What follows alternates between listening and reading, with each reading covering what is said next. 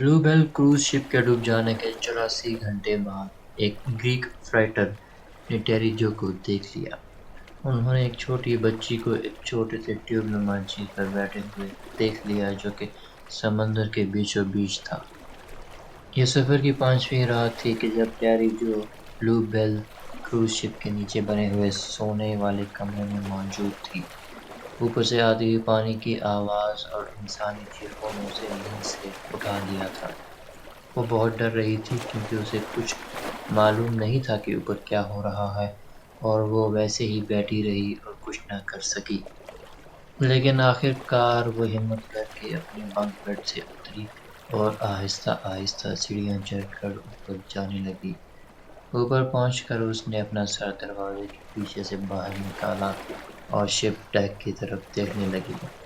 وہ فوراً ہی یہ دیکھ لیتی ہے کہ اس کا پورا خاندان وہاں فرش پر پڑا ہوا ہے اور وہ سب کے سب مر چکے ہیں۔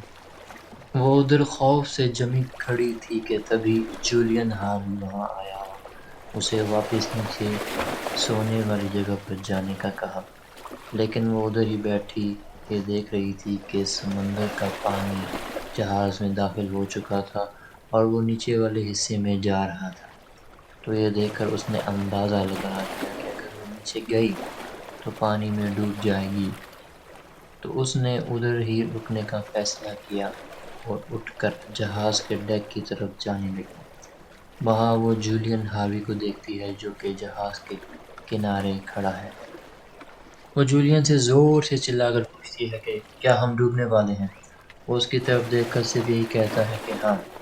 اس کے بعد وہ فوراً ہی پانی میں چھلانگ لگا دیتا ہے اور تیر کر اس لائف بوٹ کی طرف چلا جاتا ہے جو کہ بلو بیل جہاز سے الگ ہو کر سمندر میں تیر کر دور جا رہا تھا۔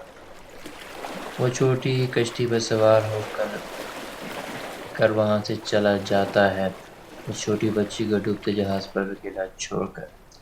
ٹیریجو کو اس بات کا بالکل بھی علم نہیں تھا کہ اس جہاز کے ڈوبنے کی اصل وجہ جولین ہاروی ہی تھا۔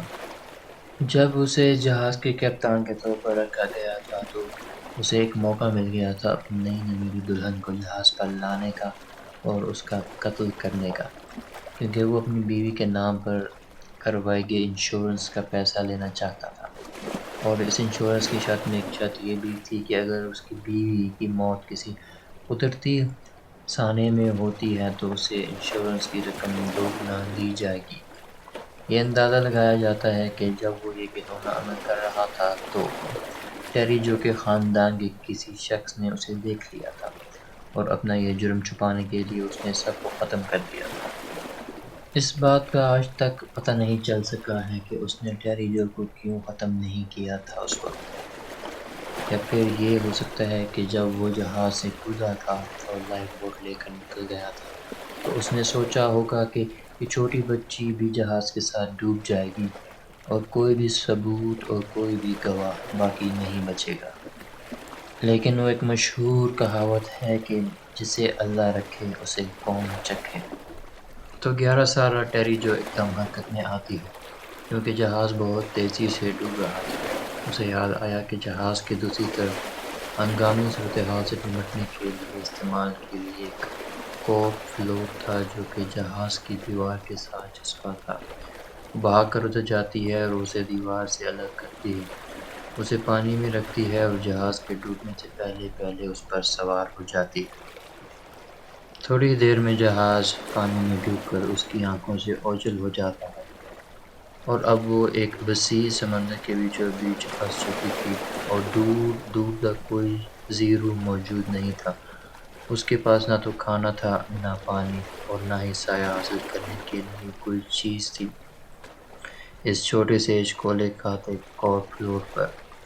اگلے 2 دن وہ سمندر میں بنا کسی سمت کے بے مقصد ادھر ادھر تیر رہی تھی، اور اس کا کورک فلوٹ بھی اب ٹوٹنا شروع ہو گیا تھا، اور خود کو ڈوبنے سے بچانے اور اپنا بیلنس برقرار رکھنے کے لیے اسے اپنا جسم بار بار سیٹ کرنا پڑ رہا تھا۔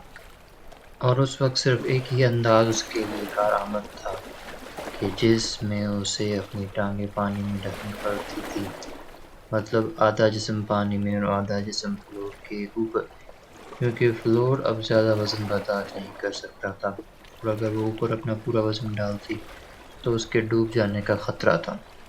تو ایسا کرنے پر ہوا کچھ یہ کہ وہ ڈوبنے سے تو بچ گئی، لیکن پانی میں موجود چھوٹی پیرٹ فش نے اوپر کی طرف آنا شروع کر دیا اور اس کے پاؤں اور ٹانگوں پر کاٹنا شروع کر دیا، اور وہ خود حالات سے بچنے کے لیے کچھ بھی نہیں کر سکتی تھی، اور کہ اگر وہ اپنی ٹانگیں اوپر کرتی تو وہ ڈوب جاتی۔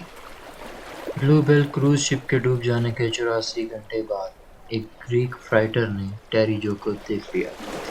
انہوں نے ایک چھوٹی بچی کو ایک چھوٹے سے ٹیوب نما چیز پر بیٹھے ہوئے دیکھ لیا جو کہ سمندر کے بیچوں بیچ تھا۔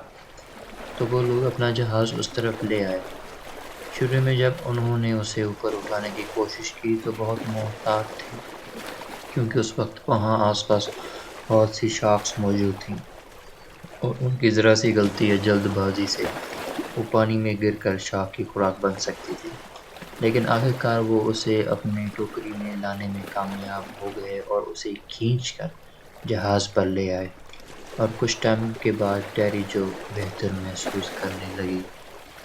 دوسری طرف جولین ہاروی، جو کہ ساحل پر پہنچ چکا تھا، اور اس نے حکومتی عہدیداروں کو یہ بتایا کہ بلو بیل کروز شپ میں آگ لگ جانے کی وجہ سے وہ جہاز ڈوب گیا تھا اور اس کے تمام مسافر مر چکے تھے اور صرف وہی زندہ بچا تھا، اور اس نے یہ بھی کہا کہ اس نے ان سب کو بچانے کی بہت کوشش کی لیکن وہ کسی کو بھی بچا نہیں سکا۔ قسمت کی بات یہ تھی کہ جب وہ پولیس اسٹیشن میں یہ بیان دے رہا تھا تو اسی وقت پولیس والوں کو اطلاع ملی کہ ٹیری جو زندہ بچ گئی ہے۔ پولیس والوں نے جولین کو بتایا کہ ٹیری جو بچ گئی ہے اور اس وقت وہ ہسپتال میں ہے اور بہت جلد ہی وہ صحت یاب ہو جائے گی۔ کہا جاتا ہے کہ یہ خبر سن کر جولین کے چہرے کا رنگ اڑ گیا اور اس نے خود کو سنبھالتے ہوئے کہا کہ کیا یہ تو بہت اچھی خبر ہے۔ وہ وہاں سے بہانہ بنا کر اٹھ گیا اور وہاں سے بھاگ کر اپنے ہوٹل کے کمرے میں پہنچ گیا۔ اگلے روز اس کمرے سے اس کی لاش برآمد ہوئی۔ یہ ٹیری جو کی وہ تصویر ہے جو کہ ایک گریک سیلر نے اسے بچانے سے کچھ دیر پہلے لی تھی، اور یہی تصویر بہت جلد دنیا کے بہت سارے نامور اخباروں کی زین بنی تھی۔ ایسی خوفناک آزمائش کے باوجود ٹیری نے بہت ہی اچھی زندگی گزاری۔ اس نے شادی بھی کی اور اس کے 6 بچے بھی تھے۔ آخر میں یہی کہنا چاہوں گا کہ یہاں تک میرا ساتھ دینے کے لیے شکریہ۔ اگر آپ کو یہ ویڈیو پسند آئی ہے تو کمنٹس میں ضرور بتائیے، اور ویڈیو کو لائک بھی کر دیجیے۔ مزید اس قسم کی ویڈیوز کے لیے چینل کو سبسکرائب کرنا مت بھولیے۔ شکریہ۔